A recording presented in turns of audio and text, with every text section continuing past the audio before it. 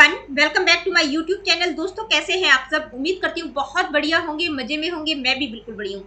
तो जैसा कि आप सभी जानते हैं, हमने एक पेडागोजी सीरीज स्टार्ट की थी। ये जो पेडागोजी सीरीज है न केवल DSSB PRT वाले बच्चों के लिए है, बल्कि जो स्टूडेंट्स बीएड एमएड एजुकेशन में नेट का प्रिपरेशन कर रहे हैं, इसके अलावा सीटेट, एचटेट या किसी अदर स्टेट के टेट के लिए प्रिपरेशन कर रहे हैं, या किसी भी टीचिंग एग्जाम, चाहे एनवीएस, केवीएस या किसी अदर टीचिंग एग्जाम की तैयारी कर रहे हैं, उन सब बच्चों के लिए पेडागोजी सीरीज बहुत ज्यादा हेल्पफुल है। और आप सभी जानते हैं, हमने करिकुलम का टॉपिक स्टार्ट किया था। देखिए, करिकुलम क्या होता है, करिकुलम का कॉन्सेप्ट मैं डिटेल में करवा चुकी हूँ, सिलेबस का कॉन्सेप्ट हम कर चुके हैं, करिकुलम और सिलेबस में क्या डिफरेंस होता है, करिकुलम को किस तरह से डिजाइन किया जाता है, उसके कौन कौन से स्टेप्स रहेंगे, करिकुलम के टाइप्स हम डिटेल में कर चुके हैं, ओवर और हिडन करिकुलम में क्या डिफरेंस होता है, करिकुलम डेवलपमेंट से आप क्या समझते हैं, करिकुलम को किस तरह से डेवलप किया जाता है, उसकी कौन कौन सी स्टेजेज और स्ट्रेटेजीज रहेंगी, ये सारी वीडियोस मैं बना चुकी हूँ। आज की इस वीडियो में हम बात करेंगे प्रिंसिपल्स ऑफ करिकुलम डेवलपमेंट, यानी कि करिकुलम डेवलपमेंट के कुछ सिद्धांत होते हैं। यानी कि जब करिकुलम को डेवलप किया जाता है तो कौन कौन सी चीजों का ध्यान रखा जाता है, यानी कि कौन कौन से सिद्धांतों का ध्यान रखा जाता है, कौन कौन से प्रिंसिपल्स होते हैं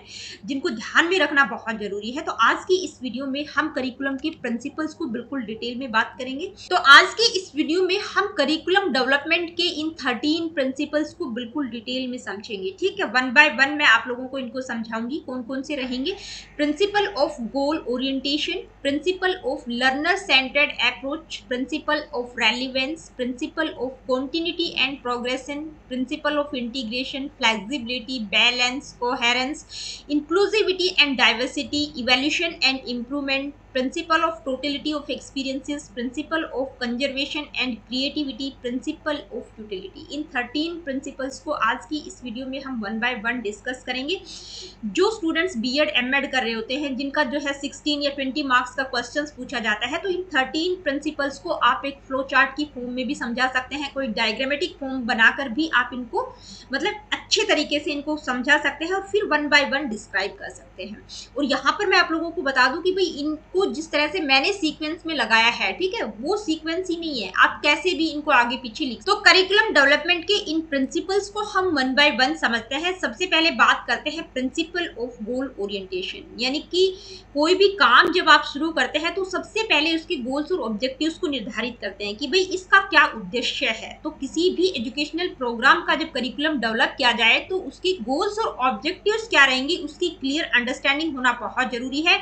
तो उसके लिए कौन कौन सी बातों को ध्यान में रखना चाहिए कि भाई जो गोल्स निर्धारित किए जाएं वो स्पेसिफिक, मेजरेबल, अचीवेबल, रेलिवेंट और टाइम बाउंड होने चाहिए। ठीक है, करिकुलम के जो गोल्स हैं वो इंस्टीट्यूशनल, नेशनल और ग्लोबल एजुकेशनल स्टैंडर्ड्स के साथ अलाइन करते हुए होने चाहिए, उसके साथ मैच करने चाहिए। ठीक है, इसके अलावा शॉर्ट टर्म और लॉन्ग टर्म एजुकेशनल आउटकम्स क्या रहेंगे, उस चीज पर भी फोकस किया जाना चाहिए। तो गोल ओरिएंटेशन का मतलब है कि भाई कोई चीज आप बना रहे हैं तो सबसे पहले उसके गोल्स और ऑब्जेक्टिव्स को निर्धारित करना है, और गोल्स और ऑब्जेक्टिव्स जब बनाए जाए तो इन चीजों को ध्यान में रखना। नेक्स्ट प्रिंसिपल है principal of learner centred approach, यानी कि करिकुलम को जब डेवलप किया जाए तो लर्नर सेंटर्ड होना चाहिए, शिक्षार्थी केंद्रित होना चाहिए, टीचर सेंटर्ड नहीं होना चाहिए। यानी कि टीचर क्लास में आई और बच्चों को पढ़ाकर चली गई, कैसा होना चाहिए, शिक्षार्थी केंद्रित होना चाहिए, क्योंकि बच्चों को पढ़ाया जा रहा है तो बच्चों को ध्यान में रखना चाहिए कि भी बच्चों की जो भी नीड्स, इंटरेस्ट और एबिलिटीज है उनको ध्यान में रखा जाना चाहिए जब करिकुलम को डेवलप किया जाए।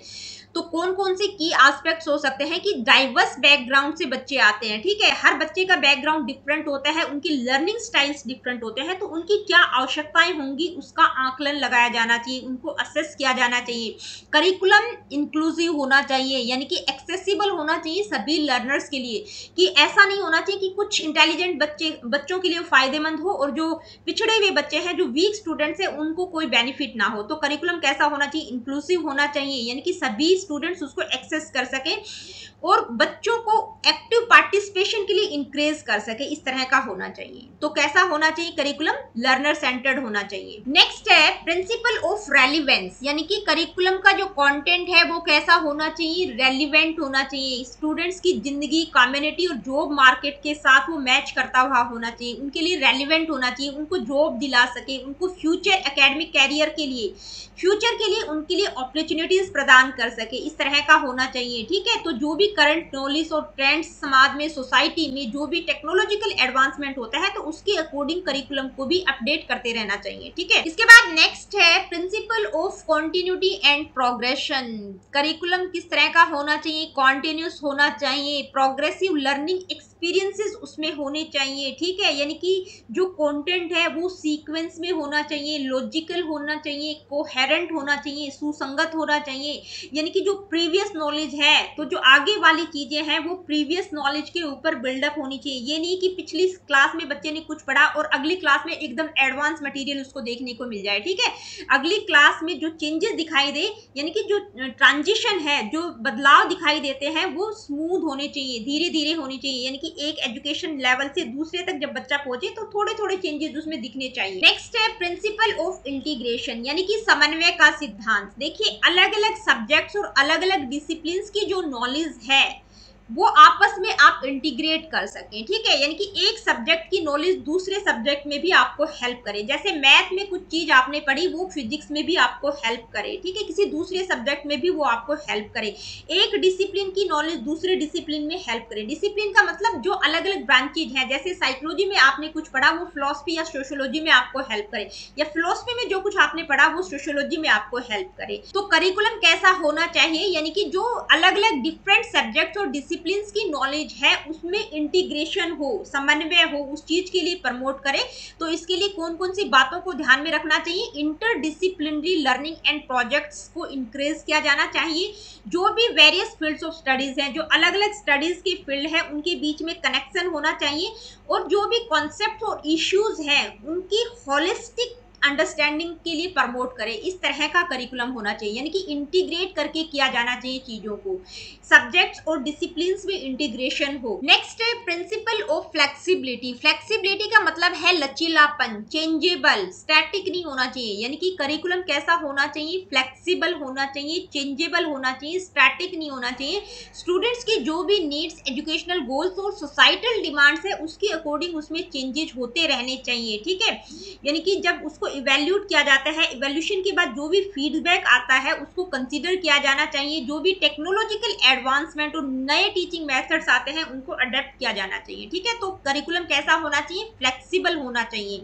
नेक्स्ट है प्रिंसिपल ऑफ बैलेंस। तो बैलेंस का सिद्धांत क्या कहता है कि भाई जो करिकुलम है वो इस तरह का होना चाहिए जो बच्चे को बैलेंस्ड एजुकेशन प्रोवाइड करे, यानी कि बच्चे को नॉलेज और स्किल डेवलपमेंट के जो डिफरेंट एरियाज हैं उन सभी को कवर किया जाना चाहिए। बच्चों को केवल थ्योरेटिकल नॉलेज नहीं होनी चाहिए बल्कि प्रैक्टिकल नॉलेज भी होनी चाहिए, थ्योरेटिकल और प्रैक्टिकल का मिक्स होना चाहिए, यानी कि बैलेंस किसके बीच में, एकेडमिक, वोकेशनल और पर्सनल डेवलपमेंट। भाई करिकुलम इस तरह का नहीं होना चाहिए कि जो बच्चे को सिर्फ एकेडमिक नॉलेज प्रोवाइड करे, उसका वोकेशनल और पर्सनल डेवलपमेंट भी हो सके। ठीक है, तो करिकुलम कैसा होना चाहिए, बैलेंस होना चाहिए। तो इसके लिए इंडिविजुअल और कोलैबोरेटिव लर्निंग के लिए बच्चों को अपॉर्चुनिटीज प्रोवाइड की जानी चाहिए। ठीक है, इसके बाद नेक्स्ट प्रिंसिपल है प्रिंसिपल ऑफ कोहेरेंस। कोहेरेंस का मतलब होता है सुसंगत, किस तरह का होना चाहिए, कोहेरेंट होना चाहिए, सुसंगत होना चाहिए, क्लियर स्ट्रक्चर होना चाहिए, लॉजिकल प्रोग्रेशन होना चाहिए कंटेंट और स्किल्स में। ठीक है,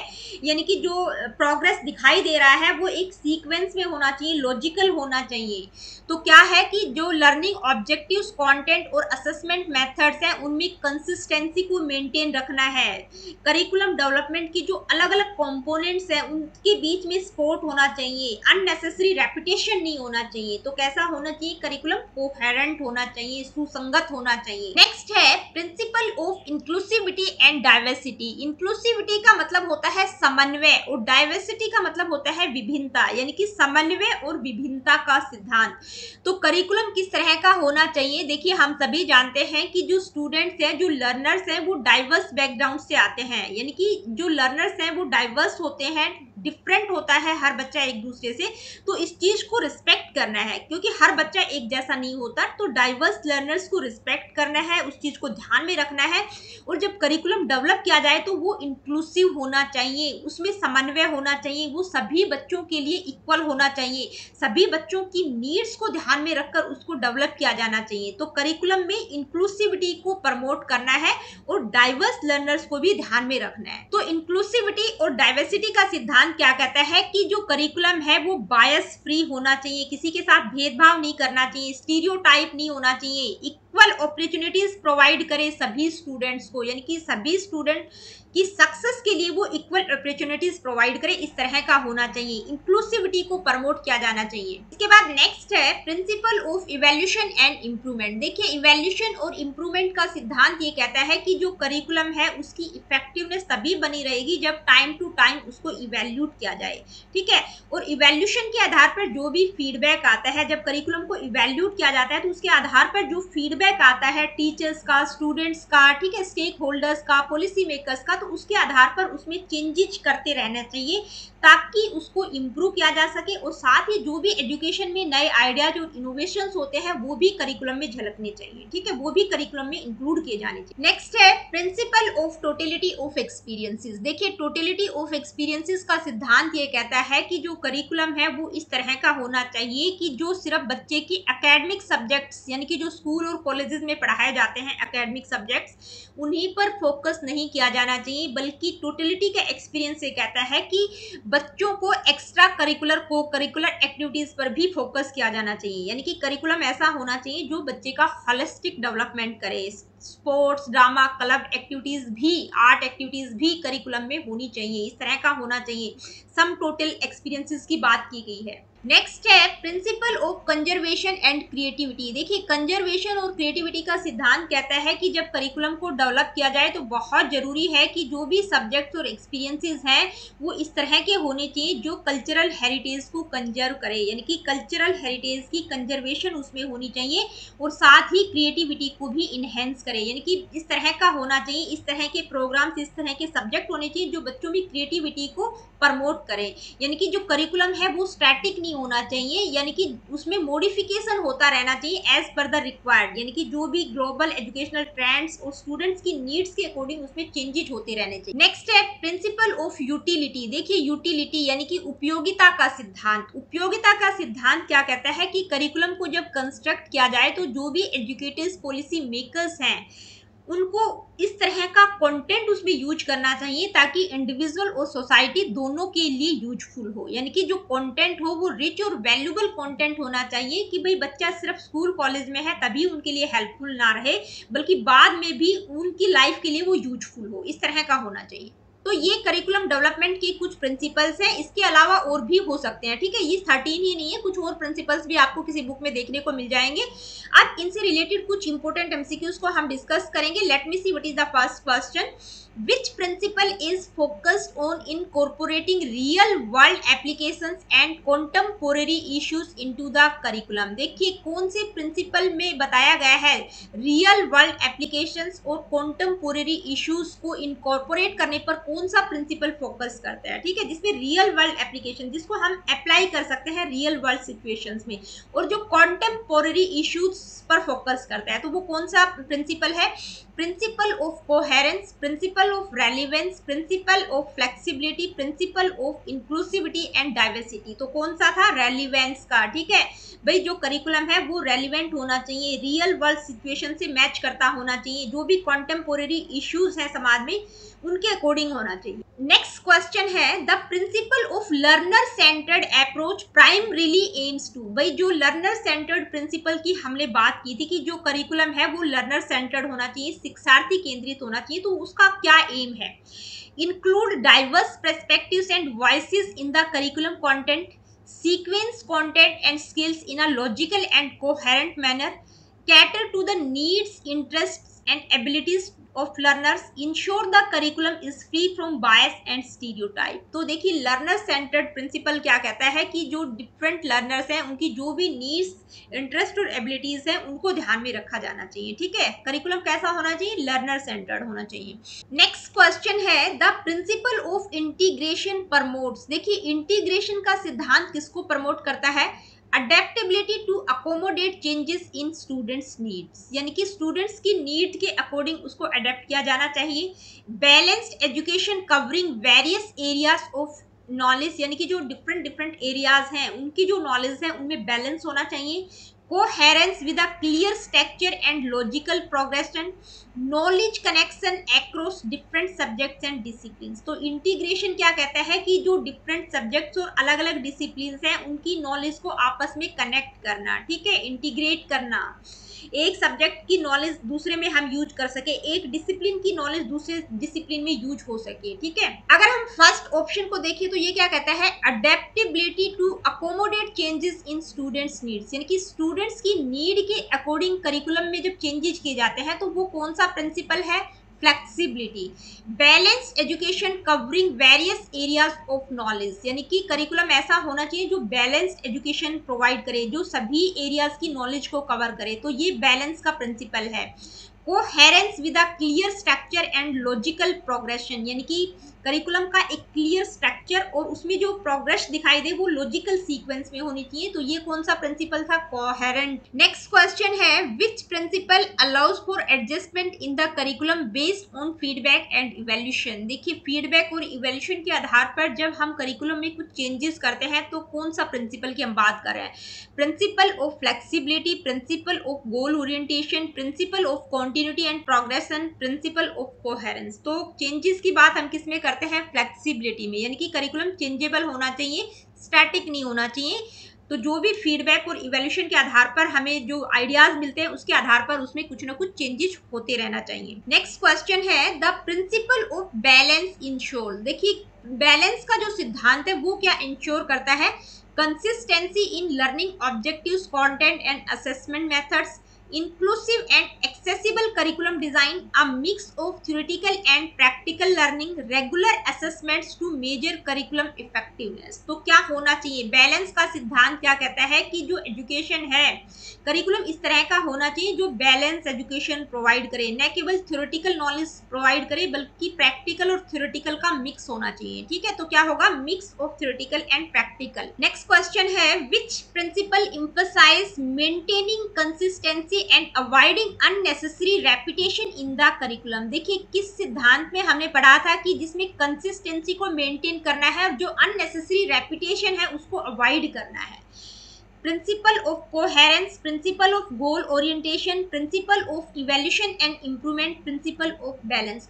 तो किसमें बात की थी कि कोहेरेंट होना चाहिए, सुसंगत होना चाहिए, अननेसेसरी रेपिटेशन नहीं होना चाहिए, कंसिस्टेंसी को मेंटेन रखना है और अननेसेसरी रेपिटेशन को अवॉइड करना है। ठीक है, नेक्स्ट क्वेश्चन है ensuring the curriculum reflects and respects the diversity of learners falls under which principle। देखिए diversity of learners यानी कि जो different diverse learners हैं उनकी respect करे, उनको reflect करे करिकुलम, इस तरह का होना चाहिए। तो ये किस प्रिंसिपल में हमने पढ़ा था? Principal of integration, principle of inclusivity and diversity, principle of relevance, principle of balance. तो कौन से में हमने बात की थी? इंक्लूसिविटी एंड डाइवर्सिटी, इनकी जो डिफरेंट डाइवर्स लर्नर्स हैं उनको रिस्पेक्ट भी करना है और करिकुलम में इंक्लूसिविटी को प्रमोट करना है। Next question which principle is primarily concerned with the continuous evaluation and improvement of the curriculum। यानी कि कौन से प्रिंसिपल में हमने बात की थी कि भाई जो करिकुलम है उसको लगातार इवेल्यूट किया जाना चाहिए और उसमें इम्प्रूवमेंट होते रहना चाहिए। Principle of goal orientation, principal of learner centred approach, principle of evaluation and improvement, principle of coherence. तो किसमें हमने की थी? Principle of evaluation and improvement, यानी कि जो करिकुलम है उसको टाइम टू टाइम इवेल्यूट किया जाना चाहिए और जो भी फीडबैक आए उसके आधार पर उसमें इम्प्रूवमेंट होते रहना चाहिए। तो आज के इस वीडियो में हमने करिकुलम डेवलपमेंट की कुछ प्रिंसिपल्स को डिस्कस किया, साथ ही कुछ इंपॉर्टेंट एमसीक्यूज को भी हमने डिस्कस किया है। तो मिलती हूँ आप लोगों से अपनी अगली वीडियो में। Really good, take care of yourself. देखिए अगली वीडियो में हम एक नया टॉपिक स्टार्ट करेंगे